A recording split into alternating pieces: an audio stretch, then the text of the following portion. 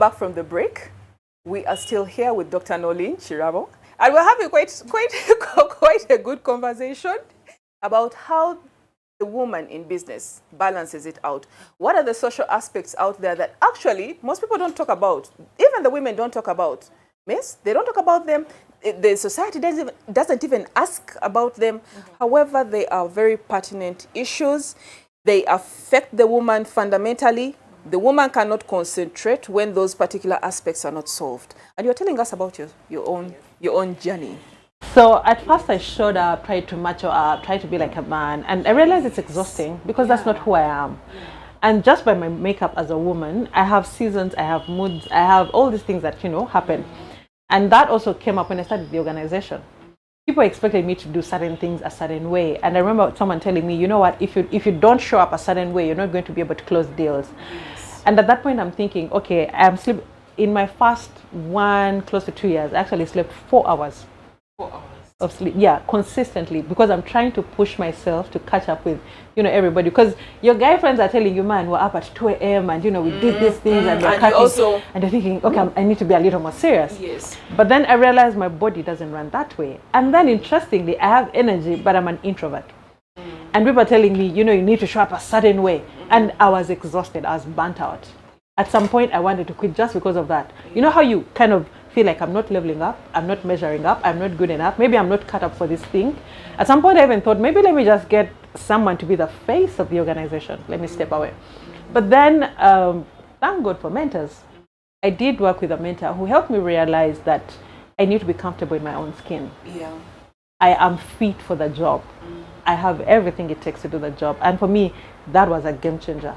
Just understanding that I can be who I am and lead my own way at my own pace. And then realizing that the rest is not with my neighbor, the rest is with myself. I set the pace, I set the standard. And for me, I think the other layer, the game changer is, being a mompreneur is just a different ballgame. Totally. And so people expect you to show up the same. Think about it. Like, you can't show up the same way. I can't be up at midnight after doing a day shift and a night shift, breastfeeding and taking care of a baby, and then you expect me to do certain things. But the marketplace does not take into consideration. It doesn't take into consideration. Yes, many things that go into it. However, I'd also like to give credit because there are people, there are funders, there are partners that have begun to appreciate that. Yeah. So there's a shift in the marketplace. Yeah. But even as this shift is happening, it's going to start with us women appreciating. But we're also looking at one side. Let's look at the other side. The client wants his stuff, goods and services delivered on time. You're not going to get up as a woman and say, I was breastfeeding and I was tired, right? So is it, because we keep hearing the man, the guy, say, women are emotional. Women cannot manage some of these hectic, because they're going to come up with stories, quote unquote. They're going to come up with stories such as, I'm tired. Yes, I have my moods. My body's all over the place and all that, But bottom line, they want delivery. The society, the economy wants delivery on time. Yes? So is it a one-man show for the woman? Does she have support systems? What is your support system as a businesswoman? So before we can get into the support system, I think one of the things that we need to agree on is, I'm not saying lower the bar for me as a woman. I'm saying even the ground. And what evening the ground means is that women need to be given opportunity. Because some women, first of all, we select ourselves. You see an opportunity and you think, oh, I don't qualify simply because I have 70%. Now, a guy has 40% and will still apply. He will. But part of it is really our own doing. But then even when we get into the system, I've been into places where I'm thinking, okay, she's a breastfeeding mother, why can't she come into the program? And they're thinking, oh, we have to pay for an extra person, and then we have to pay for an... I'm thinking that's what I call evening the ground. Make it accessible for the woman in whatever season of her life she is. And then when it comes to quality, I don't negotiate. Deliver quality. But for you as a woman, define your boundaries. Know what's enough for you. I have set my boundaries. No matter how much you're paying me, Doreen, I will not work on Sunday. I don't care. I have drawn that line for myself, because community won't draw it for me. I need to draw it for myself and say, this is as far as I'm going. And Nolene, this is why I'm talking about the support, right? Because at the end of the day, whereas you have these boundaries and you won't work on Sunday, right? Mr. Mr. Akram, quote unquote, sorry about that. Mr.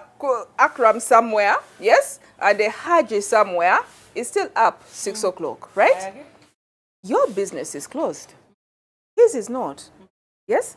And the person who is coming basically to look for that extra service because he wants to be ready for Monday is going to come looking for the open business. So you're going to lose out.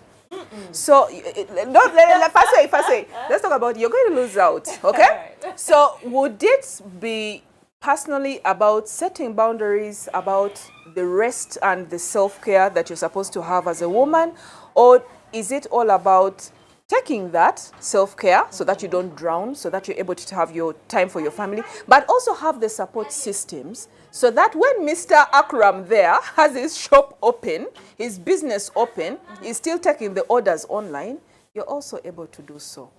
What do you think about that? Two perspectives. So one, first of all, from a business sense, it comes down to knowing your business and knowing your customer. I'm not here to serve everyone. Good thing I can speak from experience. I have served high brands. I have worked for reputable companies. And it's not because I am working 24/7, 365. No. I drew my line. I know who the customer is. So I'm looking for a customer that appreciates the value I offer. And that customer should be able to respect who I am as a person, but also respect my boundaries. Okay. So my customers don't call me up on Sundays. They know, they respect that. Just like I have customers who say, we don't meet on Fridays. And I respect that. I'm like, okay, then I'll work around the other days of the week. So the whole thing of having to work around the customer is a wrong pattern from a business perspective. Because you're supposed to build your business around your customer who is in sync with the rhythms that you're trying to build in your business. So that's why I said that's one perspective. When it comes to support systems, I totally agree. Support systems are important. Support systems will take on different dimensions. It could be family, it could be friends, it could just be an inner circle. Now, when it comes to business and leadership, typically for most leaders, we struggle to talk. We struggle to open up. I don't even know why, but it's like a default. At least in the circles where I've been, women leaders struggle to open. We talk about everything, by the way. We talk about our babies, we talk about school, we talk about everything, but not heart issues. Not heart issues. Not our struggles, not our insecurities sometimes. And is it because they don't want to look weak? Is it because they have this facade, strength? Yes? And it's a social it's a social construction. It begins from down. Yes, the woman has to be strong. This is happening. Stay strong. Come into business. Stay strong. Yes, and then when you meet your other friends, you've already been constructed, right? Your mindset and everything. And even when you are with people that are encouraging you to let it all out so that they can give you the support, you're holding back because you don't even want to look weak to them. Does that often happen? I think, like you said, it's a social construct, and I feel like it's around leadership. Going all the way from primary school, we're always looking for the strongest person to be the leader. So we assume that the strongest person is supposed to be the leader. Is capable. Yes, and when you start your business, that social construction catches up with you, because then you feel like I need to show up a certain way. If you're the CEO, you're the manager, you're the director, you can't afford to lose it. But also the truth is, even at least from some of my clients that I've dealt with, the fact that you're a woman and you're CEO, there's all this pressure, especially if you're dealing a team of men. Yeah. Unspoken expectations. Yes. They're not written anywhere. No. But you can almost feel it. You are given marks. You are given marks. So there's internal pressure for you to show up, for you to level up, for you to be a certain way. The way you conduct even if it yourself. Means pushing against yourself. So that's why women are actually showing up that way. But the support system also, the truth is, it's hard to find a safe space. Because for years, I'll tell you, I had friends. I had friends who confided in me, who told me all their problems. I solved, as a solution center. Yes. But the truth is, whenever I was going through stuff, I didn't talk to anyone. Why? I just could not find the strength. Because, you're used to being strong for everyone.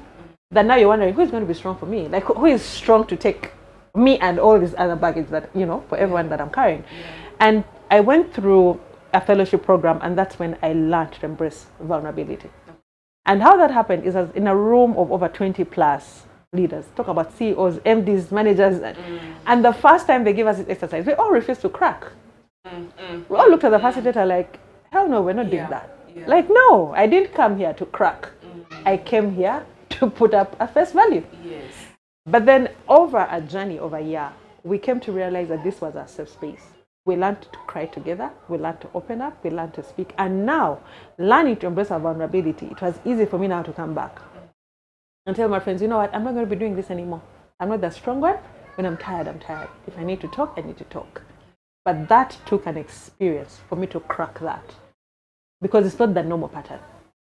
These emotional needs, yes, these emotional needs, the cracking, the being real with yourself as a woman, yes? Are these tolerated within the business space? I would say it's... Realistically speaking. Realistically speaking...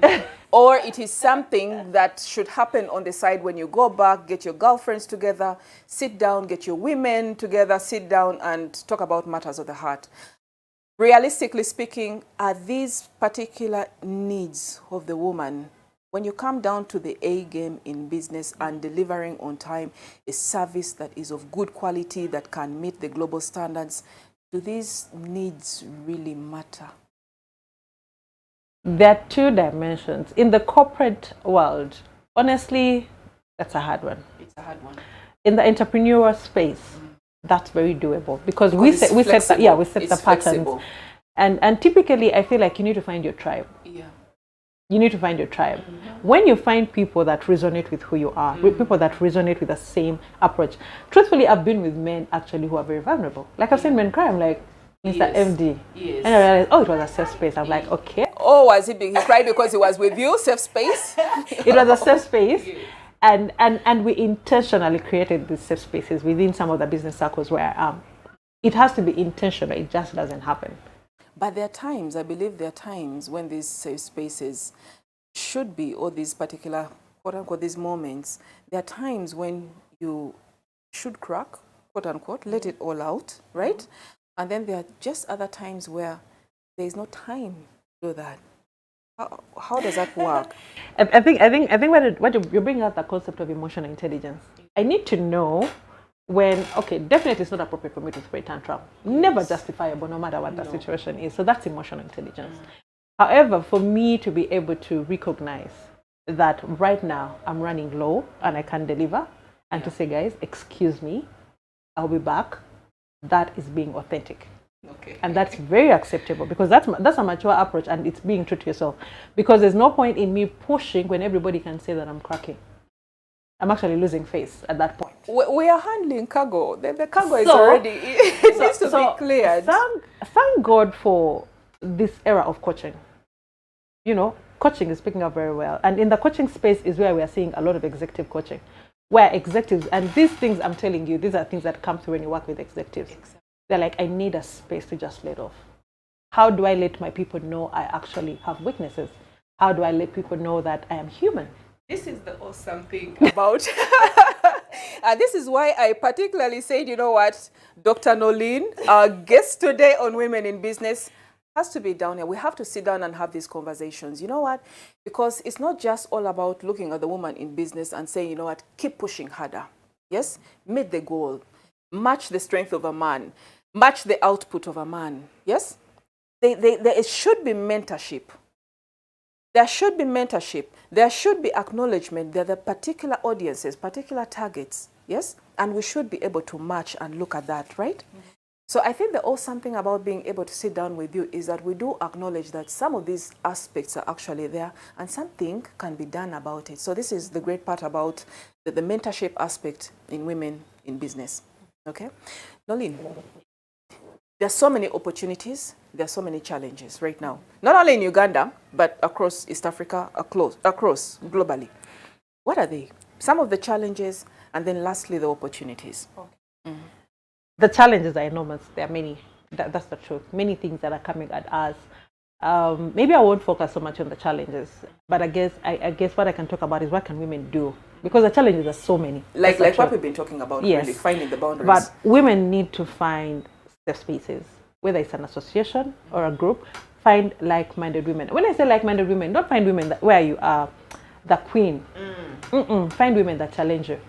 Women that talk about business, you're like, okay, I thought 130 million was something. People are talking about 300 billion. Oh, wow, I need to go back to my drawing board. So we need to find those spaces where we expand our capacity. What about if they're exclusive? Don't tell me you haven't. Don't tell me you haven't heard of that. Because you'll find there are 10. We also have that. Yes, we also have that issue. 10 women, they've already cocooned themselves, right? And they don't want to let me in with me who is just still in the bracket of 50 million. So here's the thing, Doreen. You and I, we can't rule out the fact, like I've shared with my story, you have got to add value to yourself. One of the things I'm committed to is lifelong learning. I never stop learning. I never stop adding value to my life. Because I know that is what opens doors. That is what people are looking for. For me to be able to access certain networks, I need to level up. I need to add to my knowledge base. I need to add my capacity. So as much as papers is not the definition of your competence, dear woman, go back and study if you must. Yes. Get qualified. Get competent. That when you sit on the table of lords, you can argue a matter. And argue it wisely and not emotionally. That's no doubt about it. So we need to build our competence. Read, learn. There's so much information. Let's invest in ourselves as well. Because it's, like I said, from a dropout to, it's been a journey. But the point is, I am relentless. And for the woman starting out, I don't care how you start. Be relentless in becoming better. Like never stop. Keep learning, keep growing, keep sharpening. And then definitely as your value goes up, your network begins to widen, begins to shape up. True. So keep getting better, basically. The better you get, the easier it is to get into these networks that are going to keep actually adding more and more value to you, okay? We've also had a couple of, it's not just about the confidence levels about it. I think it's just a fear of rejection, right? Let's talk about that, fear of rejection. Because the particular networks that women would want to, and I think this is one of the awesome thing about such platforms, yes? Such programs, Women in Business. We get to invite different organizations. We get different women's associations in business and let them know, you know what, it's so easy to get in here. These are the values that we have, and this is the value addition that is really available to you. For example, they can be coached, yes? They can be mentored, but they have to take that particular step out and actually reach for them because it won't find them seated, okay? It won't find them seated. So apart from the different structural challenges within our system, the traditional mindsets, the different inabilities to actually add value to ourselves as women, is there any other pertinent constraint that you have seen that is limiting, especially the Ugandan woman? Small scale, big wise, is there any particular, in your own perspective? So, interestingly, some of them are social constructs, and they're hard. They're hard. When I go train in the rural communities, there are things I won't even talk about because I know the structure there. The husband has told us, be back by 4. By 2. You're in a community, you're training here, you're training women, right? And over there, there's a group of men who are sitting and watching you like, hey, better delay. We know what to do this evening, right? So the women are like, Madam, we have to go. So those things I do understand. So that is going to be hard. But then one of the things I would like to tell every woman is what my mother told me. You can become anything you aspire to be. If you set your heart at it, choose a dream, pursue it. Pursue it. It doesn't matter how hard, it doesn't matter how long. Keep working at it, keep polishing. Because the greatest challenges are not even external, they're internal. It's what I'm telling myself.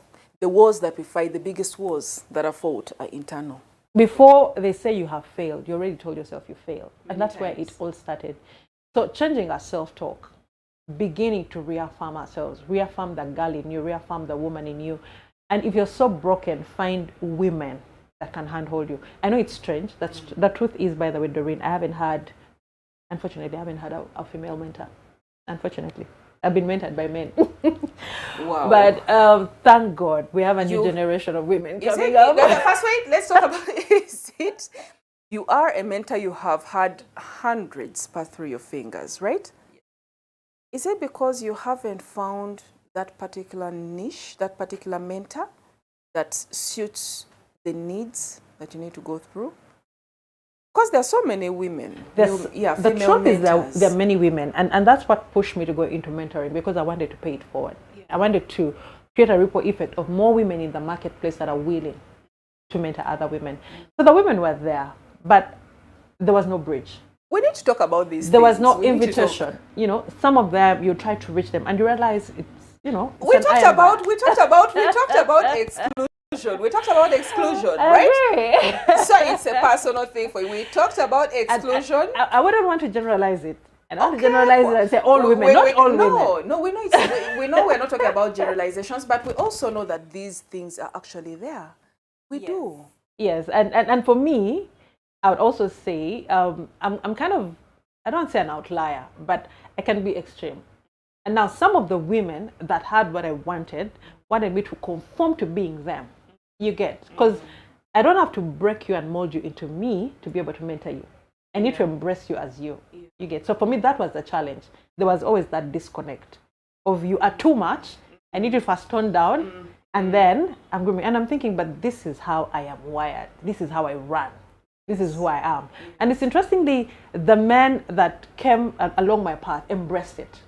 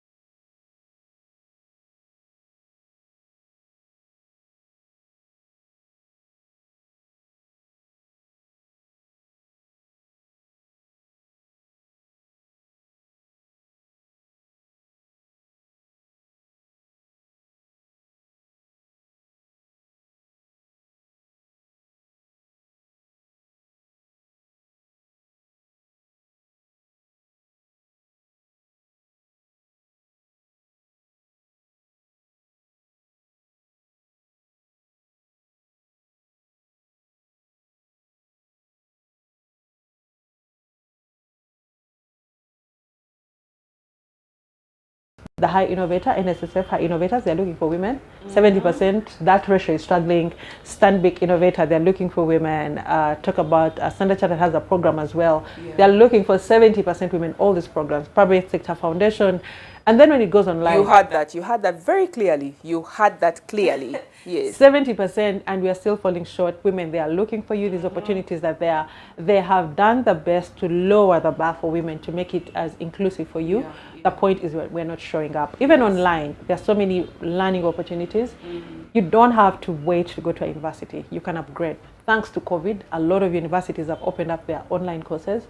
So you can learn the skills and build your competence to be able to favorably compete in the marketplace.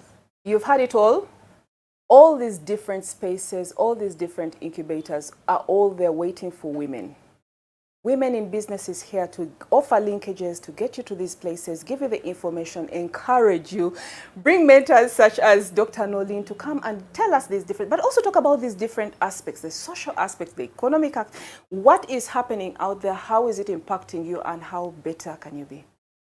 Women in business. Thank you so much, Dr. Nolene. Definitely you're going to come back. You're going to come back. And thank you so much for tuning in. Please, let's meet the next time. Women in Business. Thank you.